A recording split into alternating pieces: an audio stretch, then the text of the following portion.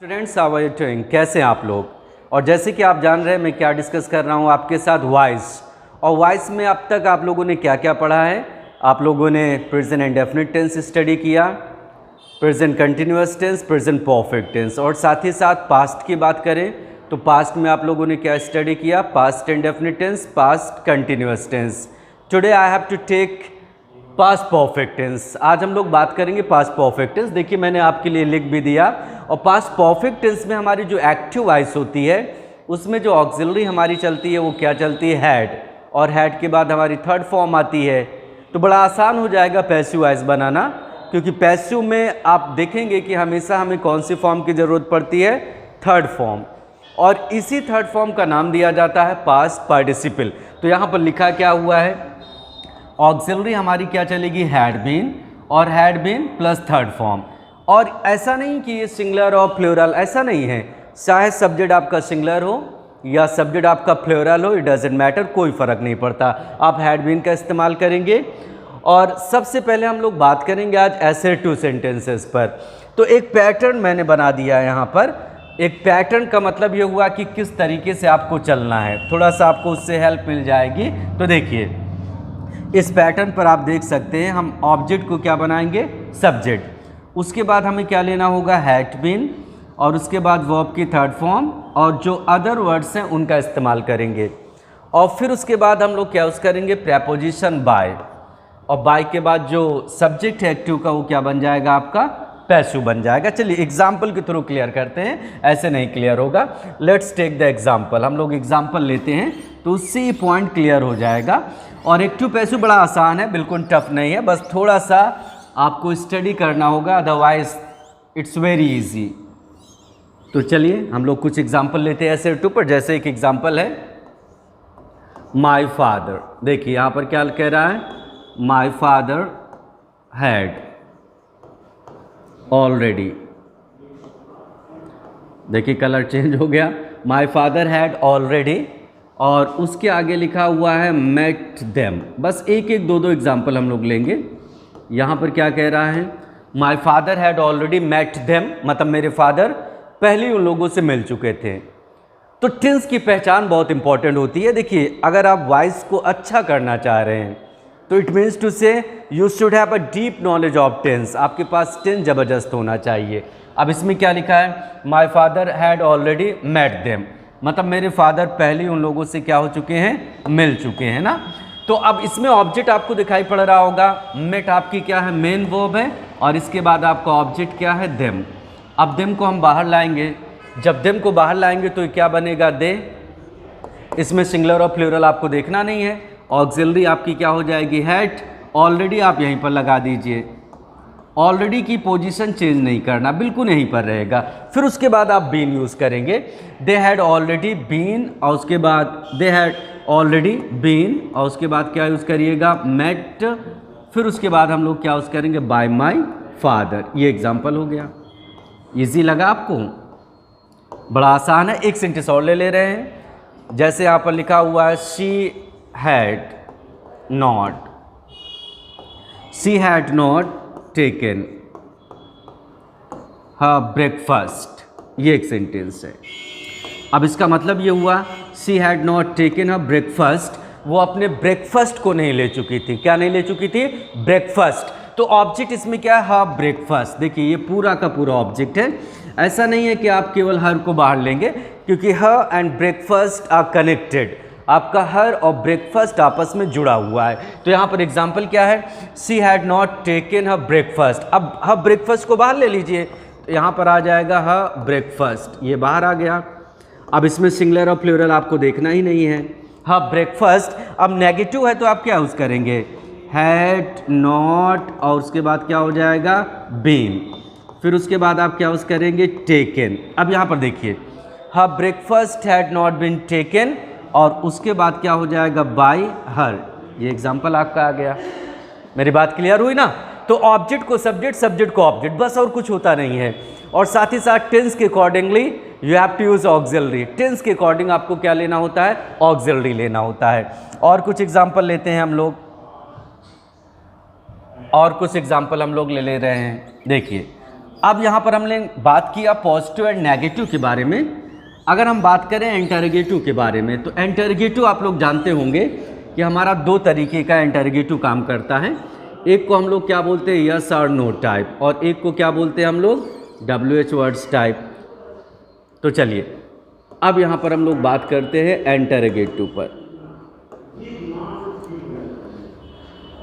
अब इंटरोगेटिव पर हम लोग बात करेंगे यस और नो टाइप। यस और नो टाइप मीन्स जिसमें ऑक्सिलरी सबसे बाहर होगी। जैसे एक एग्जांपल है, had the captain, had the captain not, had the captain not advised you, advised you for practice. एक सेंटेंस है। चलिए अब आप लोग डिसाइड करें। अब यहाँ पर इसका मतलब क्या हुआ, had the captain not advised you for practice. क्या कैप्टन ने आपको प्रैक्टिस के लिए एडवाइस नहीं किया कि आपको ज़्यादा से ज़्यादा प्रैक्टिस करना चाहिए? तो यहाँ पर ऑब्जेक्ट आपका क्या है, यू। अब इसमें सिंगुलर और प्लूरल तो देखना नहीं है, ऑक्सिलरी एकदम वैसे ही लिख दीजिए, हैड, और उसके बाद क्या करिए, यू। अब इसमें नॉट है तो नॉट भी लगा दीजिए, हैड यू नॉट, फिर उसके बाद आप क्या यूज करेंगे, बीन, फिर उसके बाद क्या हो जाएगा, एडवाइज्ड। तो यहाँ पर सेंटेंस क्या बना, had you not been advised for practice. Practice को यहीं पर ले लीजिए, फॉर प्रैक्टिस। अब उसके बाद क्या हो जाएगा, बाय द कैप्टन। ये आ गया आपका सेंटेंस, बाय द कैप्टन। हो सकता है थोड़ा सा आपके मन में डाउट होगा प्रैक्टिस को लेकर, तो प्रैक्टिस की याद रखिएगा दो स्पेलिंग होती है। एक स्पेलिंग हमारी क्या होती है, PRACTICE, ये प्रैक्टिस हमारा क्या होता है, दैट्स योर नाउन। और एक स्पेलिंग होती है PRACTISE, प्रैक्टिस, ये हमारी क्या होती है, वर्ब। इसी तरीके से अगर हम एडवाइस को देखते हैं ना, तो ये सारी छोटी छोटी इन्फॉर्मेशन है, लेकिन बहुत ज़्यादा इम्पॉर्टेंट होती है आपके एग्जाम के लिए।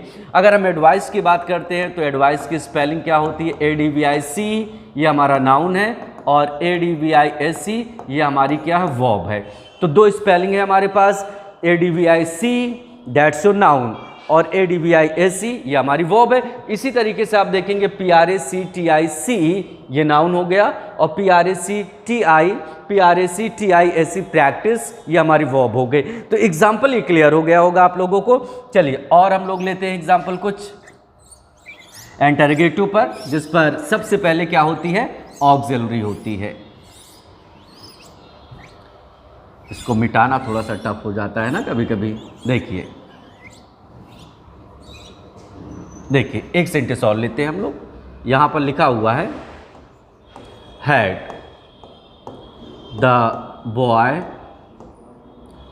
Boy already. चलिए ऑलरेडी को फिर से ले रहे हैं, had the boy already watched the movie. ये एक सेंटेंस है, had the boy already watched the movie. अब इसको आप लोग ट्राई करें, had the boy already watched the movie. क्या लड़का पहले मूवी को देख चुका था? तो क्या देख चुका था, मूवी। मूवी आपका ऑब्जेक्ट है, तो हैड को आप बिल्कुल वैसे ही रखिए, बिल्कुल आसान है, और द मूवी को आप बाहर लाइए, हैड द मूवी। अब इसके बाद इसमें ऑलरेडी है ना, तो ऑलरेडी आपकी पोजीशन यहीं पर आएगी, तो यहाँ पर क्या बनेगा, हैड द मूवी ऑलरेडी, फिर उसके बाद आप क्या यूज करिएगा, बीन, और उसके बाद क्या हो जाएगा, वॉच्ड।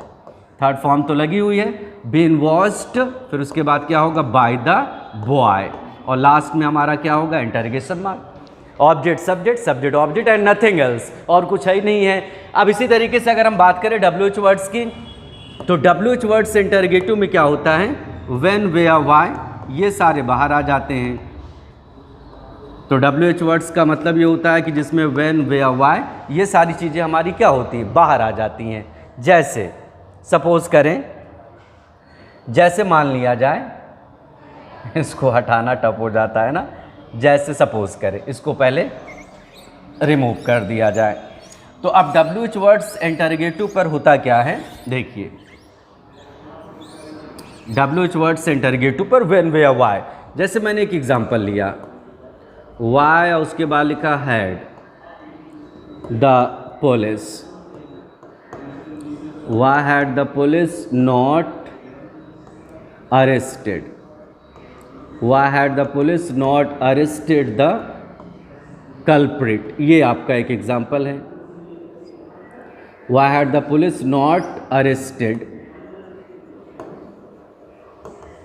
द कल्प्रिट, इधर लिख दे रहा हूं मैं culprit. Culprit means you know, culprit का मतलब होता है अपराधी। अब इसको टर्न करना है, why had the police not arrested the culprit, मतलब पुलिस अपराधी को क्यों गिरफ्तार नहीं कर चुकी थी। तो WH वर्ड्स में क्या होता है, व्हेन वेयर वाई एकदम वैसे ही रहेगा वाई। अब उसके बाद ऑक्सिलरी भी वैसे रहेगी, ऑब्जेक्ट आपका क्या, द कल्प्रिट। अब इसमें सिंगुलर और प्लूरल आपको देखना नहीं है, वाई हैड, फिर उसके बाद आप क्या यूज करेंगे, द कल्प्रिट, ये आ गया। कैसे बना, why had the culprit, not है तो नॉट लगा दीजिए, और उसके बाद क्या हो जाएगा, बीन, और अरेस्ट की थर्ड फॉर्म क्या होती है, अरेस्टेड। अगर हम लोग यहाँ पर बाय द पुलिस ना भी लगाएं, इट्स ओके, क्योंकि आइडिया तो मिल ही गया ना कि गिरफ्तार करने का काम कौन करेगा, पुलिस ही करेगी। अब दोनों की मीनिंग को देखते हैं, why had the police not arrested the culprit, police अपराधी को क्यों गिरफ्तार नहीं कर चुकी थी, और इसका मतलब है why had the culprit not been arrested, अपराधी क्यों नहीं गिरफ्तार हो चुका था। तो ये आइडिया मिल रहा है कि पुलिस ही करेगी।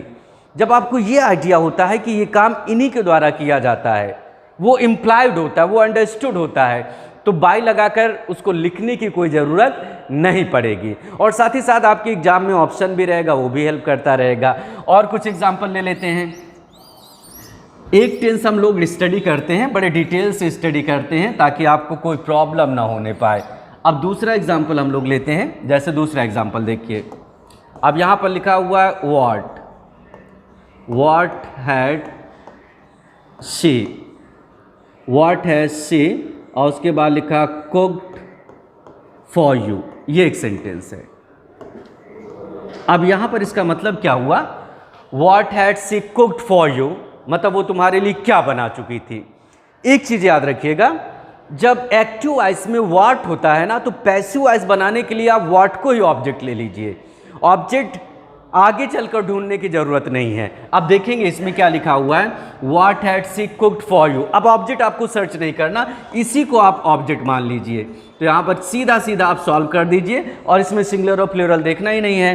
तो यहाँ पर क्या हो गया, व्हाट हैड बीन, और उसके बाद लिखा cooked, what had been cooked for you, और उसके आगे क्या होगा, बाय हर। यहाँ पर सेंटेंस क्या बनेगा, बाय हर, ये आ गया। बस इतना याद रखिएगा कि अगर सेंटेंस में व्हाट मिले तो व्हाट को ही आप ऑब्जेक्ट मानिए। देखिए मैंने कैसे सॉल्व किया, ऑब्जेक्ट मैं उधर सर्च करने नहीं गया, बस सिंपली व्हाट को ही मैंने ऑब्जेक्ट माना। What had been cooked for you by her. इसी तरीके से हु वाला भी होता है, जैसे हु वाले पर तो आप जान ही चुके हैं, हु हैड, और उसके बाद लिखा taught, who had taught you, और उसके आगे लिखा दिस लेसन। चलिए ट्राई करिए, who had taught you this lesson. अब यहाँ पर देखेंगे दो ऑब्जेक्ट मिल रहा है, एक यू है और दूसरा दिस लेसन। तो आप यू से ही बना लीजिए, हु को आप किस में टर्न करेंगे, बाय होम में, ये आपका हो गया बाय होम। ऑक्सिलरी आपको लेना ही है पहले, बाय होम हैड, और उसके बाद यू इधर लाइए, by whom had you been taught, वैसे लिख दीजिए टॉट, और फिर उसके बाद आप लिख दीजिए दिस लेसन। ये आ गया आइडिया। तो सेंटेंस हमारा क्या बना, by whom had you been taught this lesson. क्या एग्जाम्पल है, who had taught you this lesson, और मैंने इसको कैसे सॉल्व किया, by whom had you been taught this lesson. अगर आप दिस लेसन से बनाना चाह रहे हैं तो उससे भी बन सकता है। करना क्या होगा आपको, सीधा सीधा आप क्या करेंगे, बाय होम, ऑक्सिलरी आपकी वैसी ही रहेगी हैड, फिर उसके बाद आप दिस लेसन को बाहर लाएं, दिस लेसन, फिर उसके बाद आप क्या यूज़ करेंगे, बीन, और उसके बाद क्या हो जाएगा, टॉट। जब आप दूसरे ऑब्जेक्ट से बनाते हैं तो पहले ऑब्जेक्ट में मैंने पहले भी बताया था आपको क्या जोड़ना पड़ेगा, टू जोड़ना पड़ेगा। By whom had this lesson been taught, और उसके बाद क्या हो जाएगा, टू यू। ये सेंटेंस हो गया।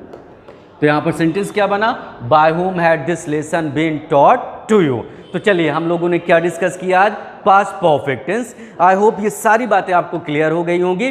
ज़्यादा से ज़्यादा आपको प्रैक्टिस करना है। बस एक कॉन्सेप्ट याद रखिए कि हाँ, एक्टिव से पैसिव बनाने के लिए ऑब्जेक्ट सब्जेक्ट इधर उधर चेंज होते हैं, और साथ ही साथ आपकी ऑक्सिलरी क्लियर होना चाहिए कि कौन सी टेंस में कौन सी ऑक्सिलरी काम करती है। तो अगर ये सारी बातें ध्यान रखेंगे तो वॉइस आपके लिए टफ नहीं होगा। आई होप आप लोगों ने इसको बहुत अच्छा इन्जॉय किया होगा, और डेफिनेटली ये सारी चीज़ें आपको बहुत ज़्यादा बेनिफिट पहुंचाएंगी। तो चलिए अगले वीडियो में अगले टेंस के साथ हमारी मुलाकात होती है। Thanks a lot.